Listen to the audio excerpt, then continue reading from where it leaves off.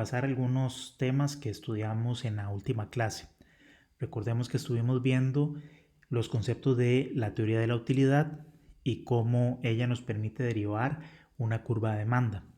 También estudiamos el concepto del excedente social neto, muy importante porque él nos permite hacer una valoración económica de los beneficios que se reciben cuando se consume. En nuestro caso, que estamos hablando de transporte y que estamos hablando del consumo de viajes, el excedente social neto nos permite hacer una valoración económica de los cambios que se producen en el patrón de flujos.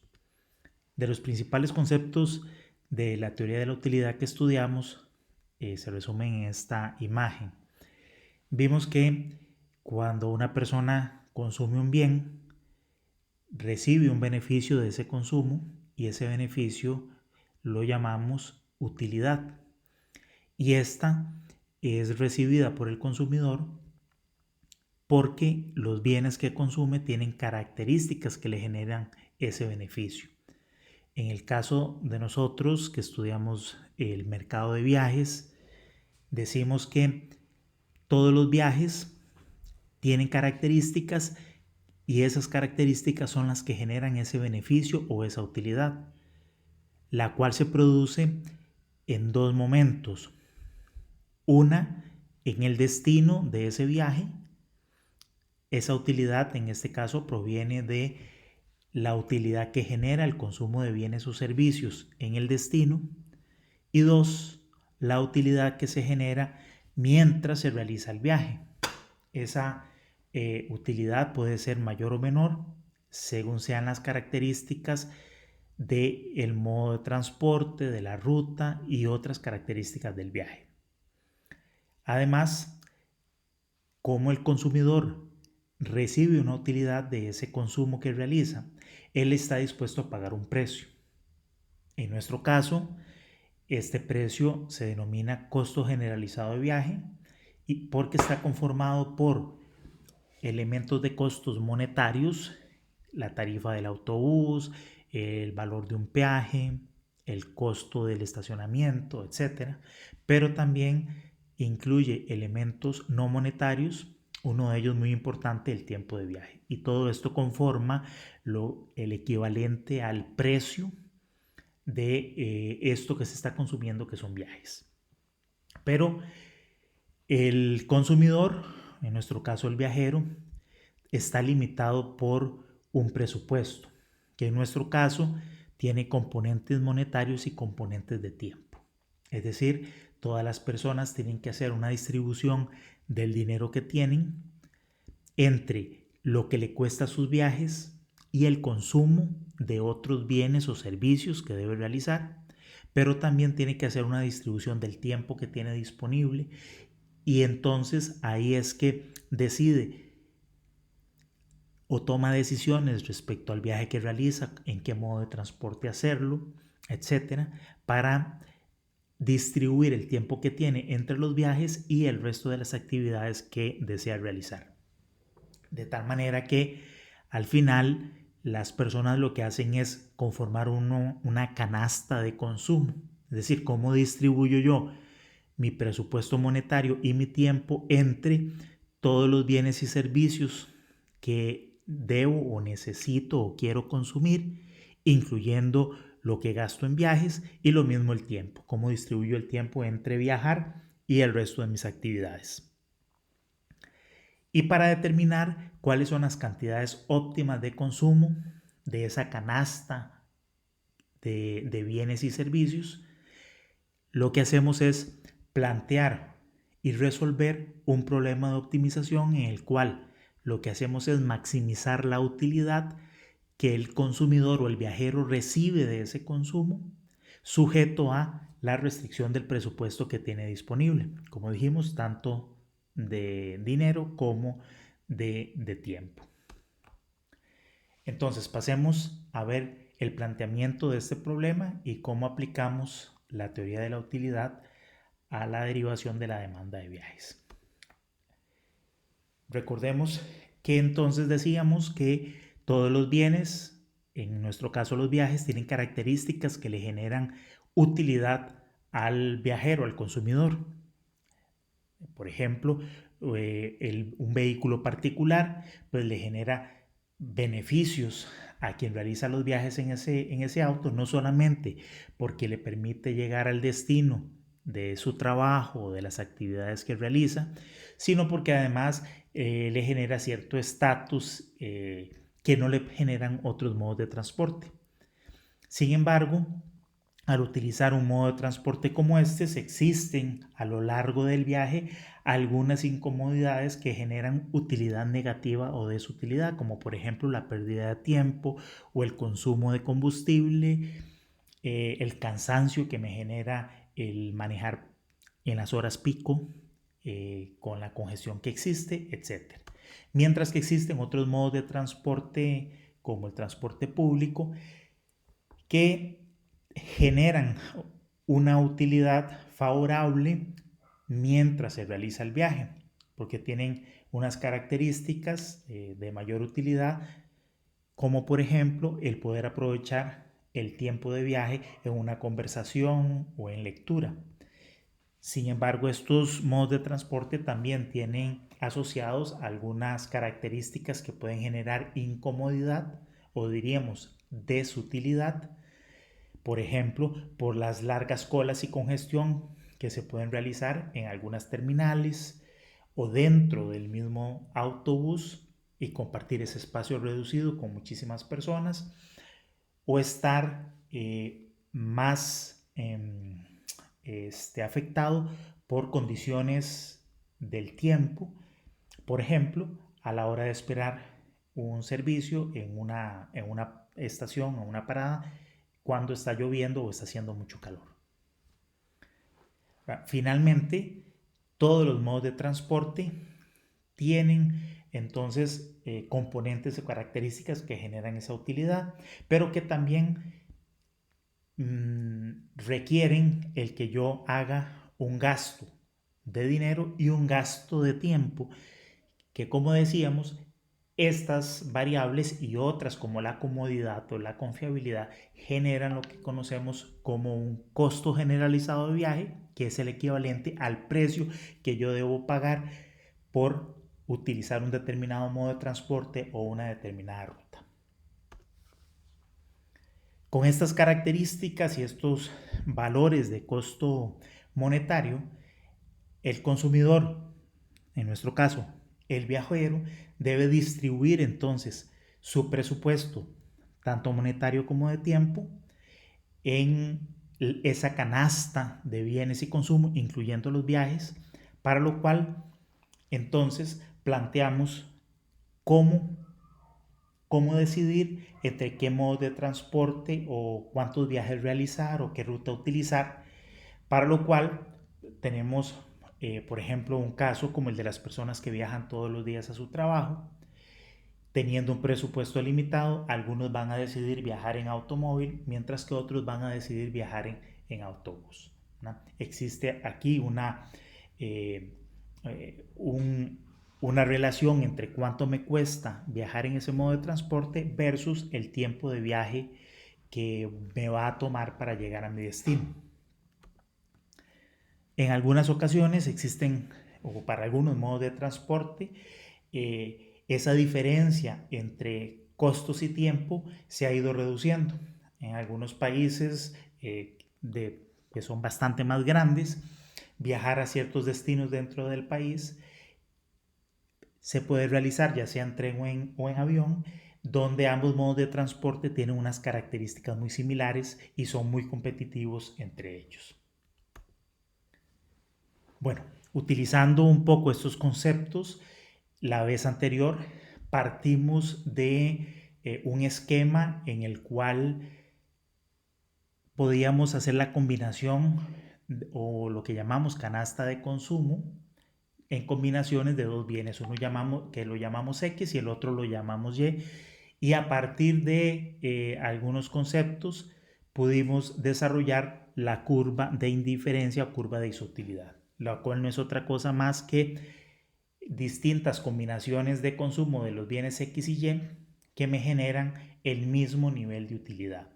Y decíamos que esta curva de utilidad refleja las los gustos y las preferencias de de los consumidores entre estos bienes.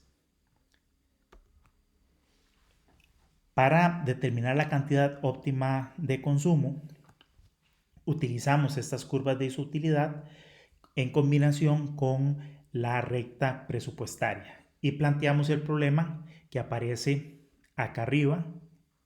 Ese es el problema de optimización en el que maximizamos la utilidad, la cual está en función de las cantidades de consumo de ambos bienes, en este caso X1 y X2, y sujeto a un presupuesto total que es distribuido entre ambos bienes, donde P1 y P2 son sus precios. Encontramos que este problema obtiene su óptimo para las cantidades de consumo X1 y X2, en la cual se igualan la tasa marginal de sustitución, o lo que es lo mismo, la pendiente de la curva de isoutilidad, con la relación de precios entre ambos bienes. Y en términos generales, para cada uno de los bienes, esta ecuación de UA de X igual a lambda P es lo que llamamos la condición de optimalidad, la cual me dice que la cantidad óptima de consumo del bien XY es óptima cuando aumentar o reducir la cantidad de consumo a partir de este valor hace que el cambio de utilidad o la utilidad marginal es proporcional al precio de ese bien. A partir de estos conceptos podemos entonces derivar la curva de demanda o la curva de demanda directa o curva de demanda marshalliana. ¿Cómo hicimos esto? A partir de haber resuelto primero el problema anterior, donde teníamos un valor óptimo del consumo de la cantidad de este bien X1 para una condición de un presupuesto dado y unos precios dados, variamos el precio de este bien, lo cual hace que la curva de la restricción presupuestaria rotara o girara hasta alcanzar otra curva de isoutilidad, y eso nos generaba otra cantidad óptima de consumo. La unión de estos puntos o de estos pares ordenados que lo conforman la cantidad óptima para cada uno de los precios me genera la curva de demanda. Aquí lo hemos visto gráficamente, pero también podemos resolver o encontrar tanto la curva de demanda como las cantidades óptimas de consumo realizando o resolviendo analíticamente el problema de optimización. Aquí tenemos un ejemplo donde tenemos dos bienes que aquí hemos denominado X y la combinación de estas cantidades me generan esta función de utilidad. Y tenemos la restricción presupuestaria, donde Y es el ingreso total, PX es el precio del bien X y PY el precio del bien Y. Para resolver este, que es un problema de optimización restringido, tenemos que subir la curva de restricción presupuestaria a la función objetivo, para lo cual construimos un lagrangiano de esta manera, utilizando un multiplicador de Lagrange, y posteriormente derivamos este lagrangiano con respecto a cada una de las variables de optimización e igualamos a 0. Haríamos entonces dLA de x igual 0, dLA de y igual 0, y también tendríamos que derivar respecto al multiplicador de Lagrange, que hemos utilizado la letra lambda, igual a 0. Estas derivadas nos dan como resultado, por un lado, las dos condiciones de optimalidad. Aquí la utilidad marginal de X, que es proporcional al precio de X, y aquí la utilidad marginal de Y, que es proporcional al precio de Y, y por otro lado, recuperamos la restricción presupuestaria.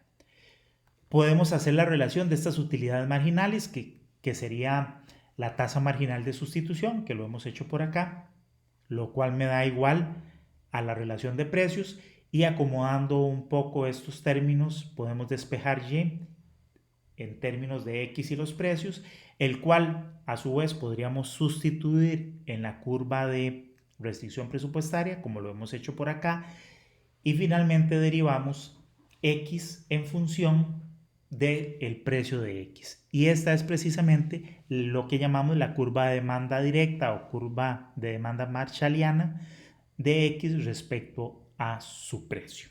De esta manera entonces hemos encontrado de forma directa a partir de la optimización del problema de utilidad la curva de demanda de un bien. También podríamos despejar la curva de demanda del bien Y, pero no nos interesa por el momento. Hay que hacer una precisión y es que aunque nosotros derivamos la curva de demanda, normalmente en los gráficos lo que utilizamos no es la curva de demanda, sino más bien la curva inversa de demanda. Es decir, donde tenemos más bien el precio en función de la cantidad demandada. Entonces, que eso lo podemos despejar fácilmente y aquí podemos ver gráficamente cómo se vería para este ejemplo la curva inversa de demanda. Para graficarlo, lo que he hecho es utilizar un valor del nivel de ingreso igual a 100, por usar uno cualquiera, con lo cual se simplifica la expresión a Px igual a 50 sobre X. Bien, ahora algo muy importante que vimos en la clase anterior está relacionado con el análisis de la condición de optimalidad y cómo ella nos permite hacer la valoración económica de la utilidad que se recibe por el consumo. Hemos dicho, y lo repito, que cada vez que el consumidor obtiene una cierta cantidad de un determinado bien o servicio, él recibe una utilidad por ese consumo. En nuestro caso, cada vez que alguien realiza un viaje, ese viaje le genera utilidad. ¿Cómo hacemos para valorar económicamente ese beneficio o utilidad que se recibe del consumo o de la realización de los viajes? Para eso utilizamos la condición de optimalidad, que nos decía que todos los puntos sobre la curva de demanda directa, que eran puntos de cantidades óptimas de consumo para cada nivel de precio, se cumplía la restricción que aparece acá, que nos dice que la utilidad marginal, o es decir, el cambio de utilidad respecto a un cambio en el consumo en las cantidades de este bien, eran proporcional al precio. Eso quiere decir que a partir de cualquier punto sobre la curva de demanda, si yo varío levemente la cantidad de consumo, por ejemplo, de este valor x1 supra 0, si yo aumento o disminuyo un poquitito este bien de consumo, esa cantidad consumida del bien, me va a variar la utilidad que yo recibo.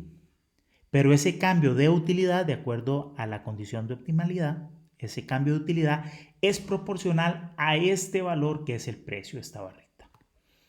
Si yo me posiciono en otro punto cualquiera, como este x1 supra 1, sucede de manera similar. Si yo aumento o disminuyo un poquito la cantidad de consumo a partir de este valor, la utilidad me va a cambiar en un valor que es proporcional a esta altura, que sería el precio asociado a este consumo. Como estos son cambios de utilidad, cuando yo me muevo de una cantidad que estoy consumiendo, por ejemplo esta x10, y yo aumento la cantidad de consumo hasta este valor x1 supra 1, conforme yo voy aumentando la cantidad consumida, voy generando cambios de utilidad que puedo ir sumando a través de la suma de los precios o el área que se va marcando debajo de la curva de demanda, y esa área sería el cambio total en la utilidad o una valoración económica del cambio total de utilidad que se produjo por haber cambiado la cantidad demandada de ese bien. En un caso particular, yo podría, para cualquier valor de consumo, hacer ese cálculo de cambio de utilidad a partir de cero. Es decir, ¿qué pasa si yo paso de no consumir nada a consumir una determinada cantidad del bien como X?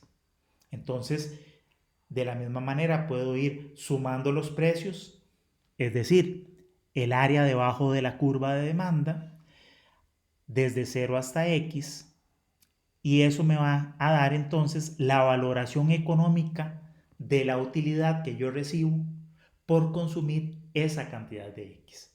Y esta es la manera que nos permite eh, la teoría de la utilidad valorar ese beneficio desde el punto de vista económico. Ahora, hasta aquí hemos únicamente cuantificado el valor de la utilidad que se obtiene por un determinado consumo o por realizar cierta cantidad de viajes. Pero dijimos que por ese consumo hay que pagar un determinado precio.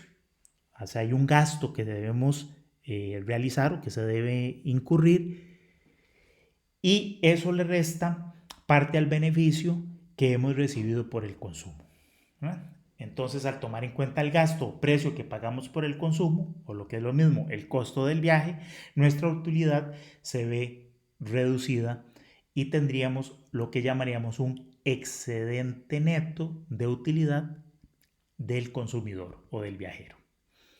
Entonces, esto lo haríamos de la siguiente manera. En el primer gráfico vemos el área debajo de la curva de demanda, que corresponde, como ya vimos, a la valoración económica de la utilidad, pero por ese consumo X tenemos que pagar un precio unitario P.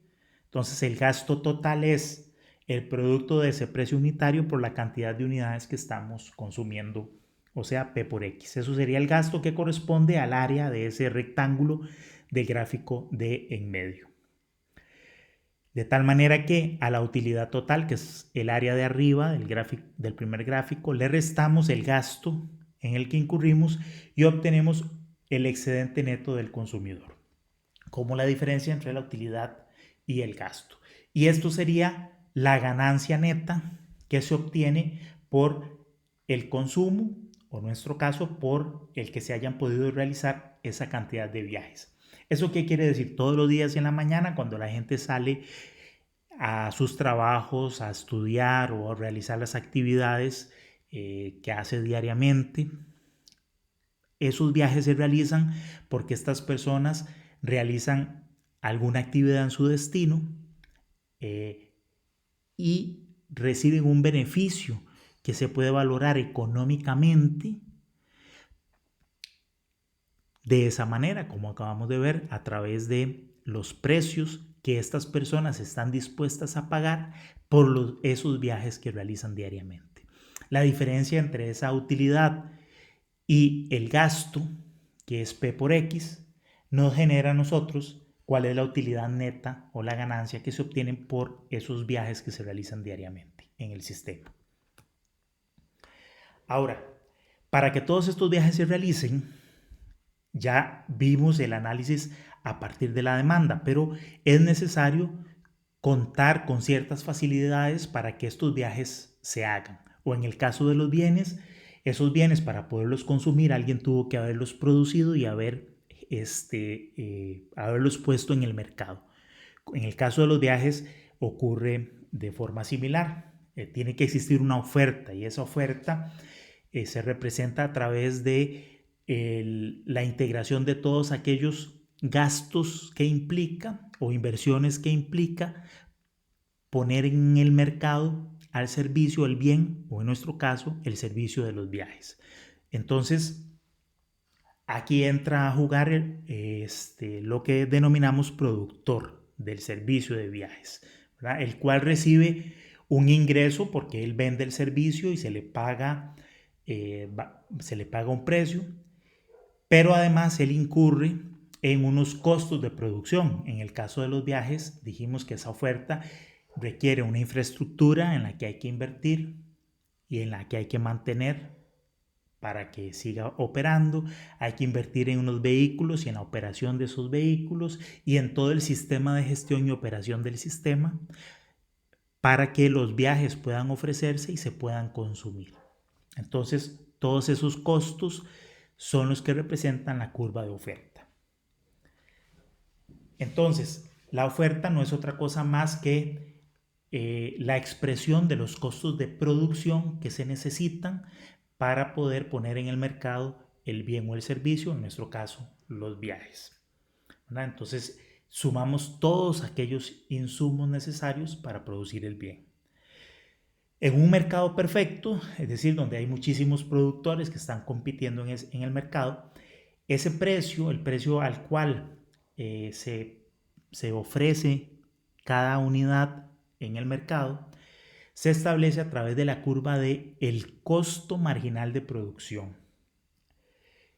Bueno, en el caso de transporte, lo veremos en la próxima clase, hay una pequeña diferencia y es que el mercado de transporte no es un mercado perfecto y los costos de producción, o más bien la oferta, no es directamente la curva de costo marginal, sino que es la curva de costo medio.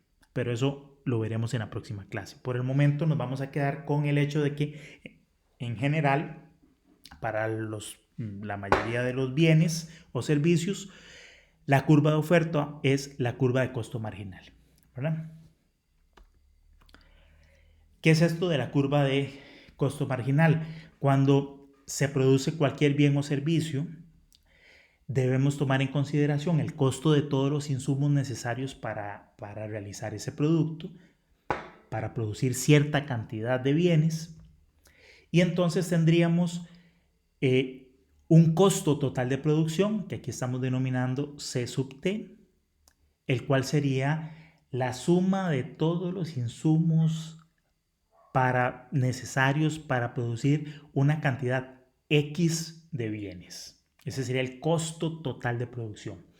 Ese costo total nosotros podríamos dividirlo entre la cantidad de unidades producidas y obtendríamos como resultado lo que denominamos el costo medio de producción, este CME. Entonces, el CME no es otra cosa más que un costo unitario promedio por unidad. Mientras que el costo total también lo podríamos calcular como esa cantidad de unidades que se consumieron por el costo medio. Ahora decíamos que en los mercados perfectos los precios se definen con base en el costo marginal de producción. Ese costo marginal se define como la derivada del costo total respecto a X. Es decir, en cuánto cambia el costo total por una unidad más de producción a partir de cualquier valor. Y tenemos entonces esta relación entre el costo marginal y el costo total. Dado que el costo marginal es la derivada del costo, el costo marginal es la derivada del costo total, también podríamos nosotros calcular el costo total como la integral desde 0 hasta X del costo marginal de producción. Que estas relaciones entre el costo medio, costo total y costo marginal nos van a ser muy útiles a lo largo del curso. Bien, entonces volviendo a lo que ocurre cuando se intercambian bienes en un mercado y a la valoración económica de los beneficios, vamos a ver qué pasa desde el punto de vista del productor, ¿verdad? Cuando pone cierta cantidad de productos en el mercado y vende una cantidad, por ejemplo, Q1 como esta, la cual, de acuerdo a la curva de oferta o curva de costo marginal, esta cantidad la ofreció a un precio P1. Si esa es la cantidad que finalmente se transa, se vende, él va a recibir un ingreso que es igual a P por X, que corresponde a lo que en el caso del consumidor era su gasto, desde el punto de vista del productor es su ingreso. Entonces este rectángulo nos daría el ingreso por la venta de esta cantidad de bienes. Y por otra parte, él para poder poner estas cantidades en el mercado, él tuvo que incurrir en un gasto de producción, que como vimos en la filmina anterior, el costo total de producción de esas unidades lo podemos calcular como la integral de la curva de costo marginal, o lo que es lo mismo, el área debajo de la curva de oferta. De tal manera que este es ingreso y este es el gasto de producción. La diferencia de estas dos áreas, que sería la que está marcada en este gráfico, correspondería al excedente neto del productor, o sea, la diferencia entre su ingreso y su costo total de producción. Y ese sería el análisis de los gastos y beneficios desde el punto de vista de quien produce el bien o el servicio. Ahora podemos unir lo que habíamos visto de costos y beneficios desde el punto de vista de quien consume el producto o servicio con los costos y beneficios netos de quien produce ese servicio. La suma de ambos excedentes netos, el del productor y el del consumidor, se denomina excedente social neto. Es decir, ese sería el beneficio total de todos aquellos que se ven involucrados en este mercado en particular. Entonces tenemos que el excedente social neto no es otra cosa más que la suma del excedente neto de los consumidores y el excedente neto de los productores. Habíamos visto que el excedente neto de los consumidores era el área que estaba debajo de la curva de demanda, lo cual nos daba la utilidad recibida menos el gasto en que los consumidores incurrían por ese consumo, lo que nos da esta área neta. Y desde el punto de vista de los productores tenemos que ellos reciben un ingreso, que es toda esta área de este rectángulo, pero incurren en un gasto que es el gasto de producción o el área debajo de la curva de oferta. La diferencia de esas dos áreas nos da el área que aparece aquí a la derecha. Ese sería el excedente neto de los productores. La suma de esas dos áreas nos daría el excedente neto social, tal y como muestra el último gráfico.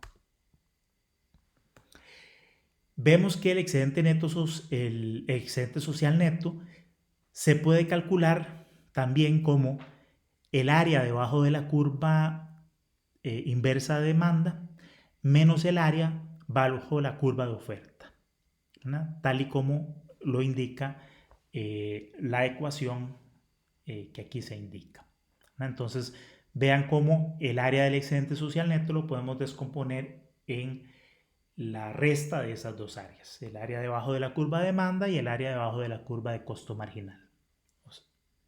Es decir, toda la utilidad que reciben los consumidores menos el costo de producción. Veamos un ejemplo de cómo calcular estos excedentes. Y para eso utilicemos el mismo ejemplo de la curva de demanda que habíamos resuelto en el primer ejercicio. Teníamos que esa curva de demanda tenía la forma, o la curva inversa de demanda tiene la forma de Px igual a y entre 2x. Habíamos utilizado un valor de ingreso igual a 100, lo cual nos simplificaba esta curva de demanda a 50 sobre x. Y el ejercicio va a ser el siguiente. Vamos a suponer que inicialmente tenemos la curva de oferta 1, que es 60 más 30x, y que ese costo de producción lo vamos a reducir a la curva de oferta número 2, 20 más 30x. Y lo que queremos hacer es determinar cuál es la ganancia económica que se experimenta por ese cambio que sufrió la curva de oferta.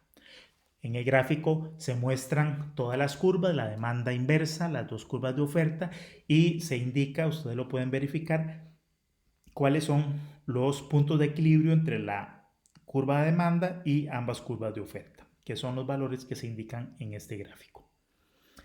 Entonces, ¿cuál sería la ganancia económica de este cambio que se produce en la oferta o en los costos de producción? Para calcular esa ganancia económica tendríamos que hacer la cuantificación del excedente social neto para la primera condición, donde tenemos la curva de oferta 1, luego el cálculo del excedente social neto en la segunda condición, en el segundo punto de equilibrio, y hacer la diferencia entre estos dos excedentes sociales. Entonces, recordemos que el excedente social neto es Se calcula de esta manera el área debajo de la curva de demanda menos el área bajo la curva de costo marginal o curva de oferta. Y calcularíamos entonces la pérdida o ganancia, como ya lo indiqué, calculando este excedente social neto en ambas condiciones y calculando la diferencia. Partiendo para la situación inicial con la primera curva de oferta, tendríamos que el área bajo la curva de demanda es el área que está marcada en el gráfico, que podemos calcular analíticamente con la integral que aparece debajo del gráfico. Calcularíamos después el área bajo la curva de oferta o curva de costo marginal, que analíticamente, como está aquí indicado, nos da un valor de 43,99. La resta de esta área menos esta nos daría el excedente social neto para la primera condición, que tendría un valor de acuerdo a la expresión que está indicada bajo el gráfico. Ahora hacemos lo mismo con la segunda condición. Calculamos el área debajo de la curva de demanda para el punto de equilibrio correspondiente, que sería la integral que está indicada bajo el gráfico. Calculamos el área debajo de la curva de oferta para esta segunda curva de costo marginal. Tendríamos el resultado también que aparece analíticamente aquí indicado. Y la diferencia entre estas dos áreas sería el excedente social neto para la segunda condición, que nos da la expresión aquí indicada. Ya estamos listos con los resultados de ambos excedentes sociales netos y podemos pasar al cálculo del beneficio. El beneficio entonces del cambio en la oferta nos lo daría la diferencia entre el excedente social neto de la condición número 2 menos el excedente social neto de la condición número 1. Haciendo los cálculos correspondientes nos daría un beneficio para este ejemplo de 31,85. Bien, y de esta manera concluimos el repaso sobre la aplicación de los conceptos de utilidad, derivación de la demanda con base en la maximización de la utilidad, la condición de optimalidad que nos dice cuáles son las cantidades óptimas de consumo o curva de demanda, y cómo esa condición de optimalidad nos permite hacer la evaluación económica de beneficios o de utilidades y también los cambios, pérdidas o beneficios de un escenario de consumo a otro escenario de consumo. Estos conceptos nos serán útiles para luego hacer evaluación económica de cambios que se generan en la aplicación de proyectos o cambios en el sistema de transporte. Nos vemos hasta la próxima clase.